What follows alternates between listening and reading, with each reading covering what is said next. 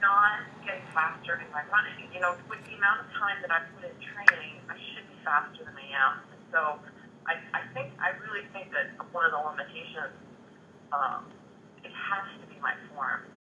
Okay, so I'm just going to go through this with you and stop me at any point, okay? Okay. So we sort of go through the good, the bad, and the ugly here. Right? The good, you have a 182 cadence, that's really good. Okay. Really? Yeah? That's awesome. You didn't know that? You've never measured it? I always thought my cadence was slower, but I've been working on that, so that's good. Right. Well, I mean, I tested it here, and it was between 180 and 182 every video, so. Awesome. That's exciting. So there's a lot less impact forces when you do that. So that's really a big key, not only for performance, but for injury prevention. Okay? Your foot contact is placed relatively close to the body. Okay. This is an example of somebody who is clearly landing with their foot way too far in front of them. Yeah, from back in May, there's some beautiful race photos of me doing that exact stride. Well, you're not anymore. It's awesome. So that's a good thing. Yeah. So you need to be able to swing your leg behind you. Okay? There's this guy, Jay DeSherry, and he has like 3 key concepts that you have to have as a runner. And the number one thing that he has is the ability of the leg to swing behind you. Yeah. And that I know I'm not doing. I mean, that is, when I look at my gait compared to big runners, I notice, like good runners, I notice that there's 0 behind. Right. So if we look at you, so do you want to talk about that right now, or do you understand it all? Keep going. Whatever you're doing, keep going. This is good.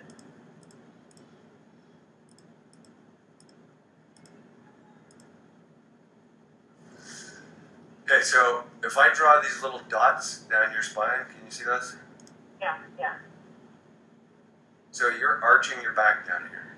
So we can't exactly draw a line because it's a curve, but if we look at your lower back and draw a line between that dot, it's going this way, and the dot between the knee and the hip, you're not even getting to the point where you're parallel with your low back.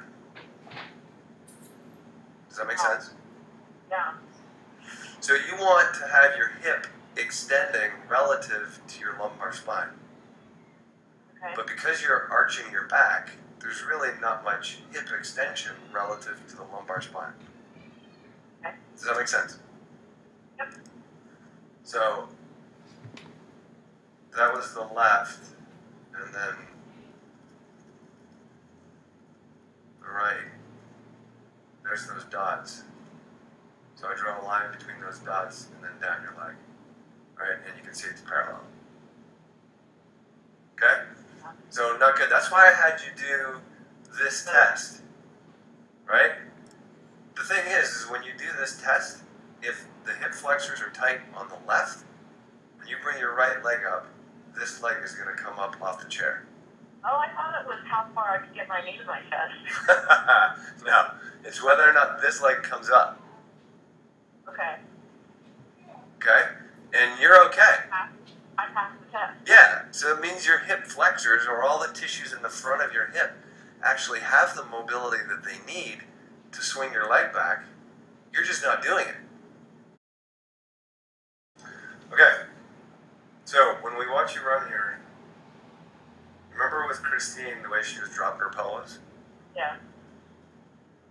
So you're doing it a little bit there. Yeah, I knew I was doing it. Seemingly worse over there Okay. than you are there. Worse on the left leg, huh?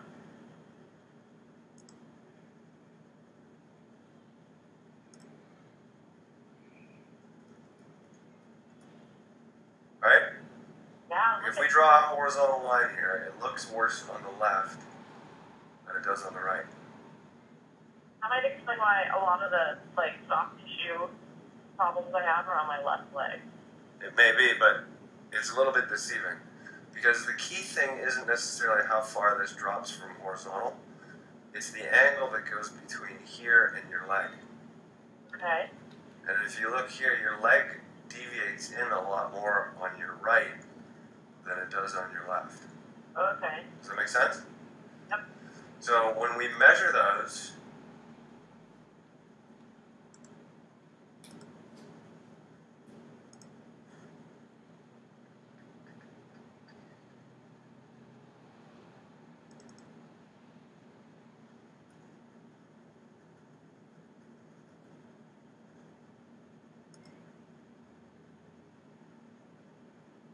you can see it's about the same on both sides. Okay.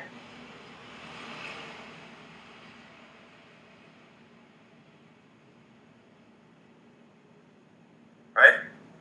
Got it. So even though the pelvis is dropping more when you're in a left leg stance, the angle between your leg and your pelvis is about the same on both sides. Okay. You're just compensating for it differently. So I wrote that in here. On the right leg mid stance, the left side of the pelvis drops and the right leg adducts, which means it moves across midline. And so that's due to a couple different factors. The muscles on the outside of the right hip aren't stabilizing, and the muscles on the left side of the low back aren't stabilizing. Okay? Either way it is, you still need to learn how to do that. Okay. And then on the other side, this is where we get into an efficiency thing. I'm really having issues with my quick compiler.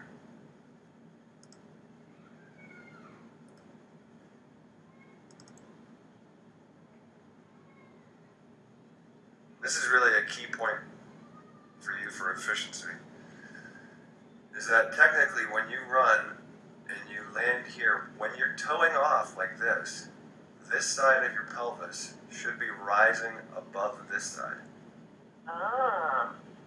And when you lift that side of your pelvis up, it assists in creating a vertical moment for your body. Okay. And if you can't create that vertical motion through your pelvis, then your leg has to work harder.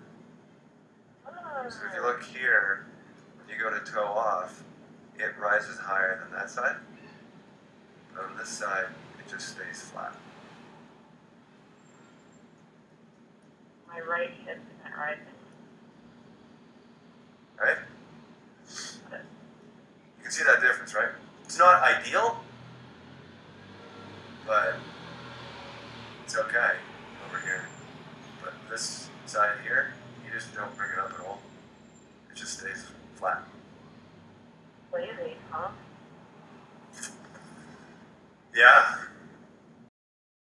So this would be better. So she drops, right? But you see how she lifts up? Oh yeah. Drops, but lifts up. Got it. So you can still drop a little bit, but at least she's getting the power to lift up. Right. So again, she drops a little bit, right? But then that side of the pelvis really drives up. Okay. Yeah, she gets that vertical lift too. Right. That's what's supposed to be done. But you're just flat. Yeah. So we need to correct that. And a lot of that comes down to timing, and a lot of it comes down to just coordination.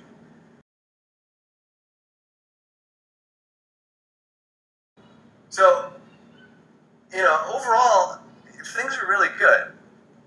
I mean, you started the whole conversation by saying that your running is bad, and a lot of people say that, but it's really not with you. Well, I say it's bad because I should be faster than I am, So, and it's interesting. I didn't really know. It's funny. I've been running for so long that I haven't really started even considering the fact that it could be all related to my form until just 50 months ago, which sounds silly that it took me this long to think about that, but. Well, it's not that bad. I mean, I think you need to extend that hip back more. That's going to free up a lot of things to get some power. Okay. And that, you're not getting any impulse from the lateral aspect of your core, especially like on the left leg especially. Okay. If you can be a little bit more reactive with the muscles in there instead of sinking into it, Okay. you're going to get more efficiency.